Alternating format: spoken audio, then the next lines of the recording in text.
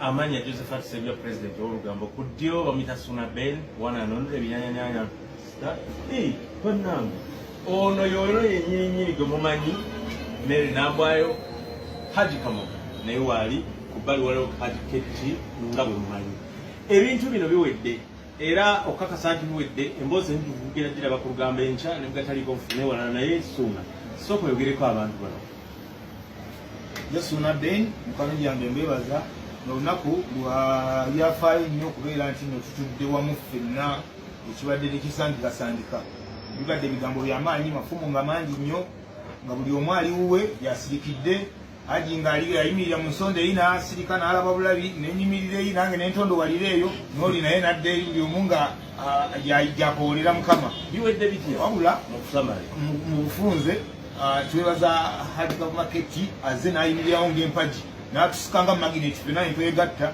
ensonga lwaki tuli wano olunaku olwaleero soka zino ziwedde bulungi nnyo Haji Kamoga ensonga zitawuluza bulungi kiwedde kitakusaidiyo akutte ekyapa kya Suna Ben n'akimuwa nga kiri mu mannya ge ne bw'okomaawo ekinaba n'abiraba enkya Nambwayo banna gwe ki essanyu ndaba likuli bubiki ki okay ono ebyo tunabiraba Haji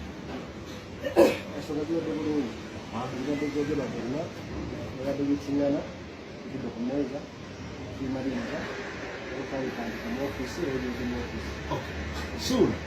Kana abantu baagala nnyo okukamanya mukulu sembeze eno kamera bamulabe bulungi omukulu ono kano kabagambe wamma akayiringo wali ogamba Nambwa nze wali ogamba yekekaki kugambe kinze sebuya ekigambo ekirala kyali ki Jono lukanyala chuti. Achali mu luyimba lwa Gerald Kiwewa. Nenja kubira Kiwewa mubuze wali otegeeza ati. Nebo luwa myaka emike ebigambo ebikadde ebyo by'oliyita. Andi mpuliriza nyimba za kadongo kamwe.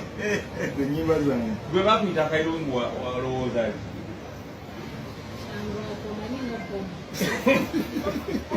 Nga bomu kyali nga bomu. Era nga bwe weebuuza.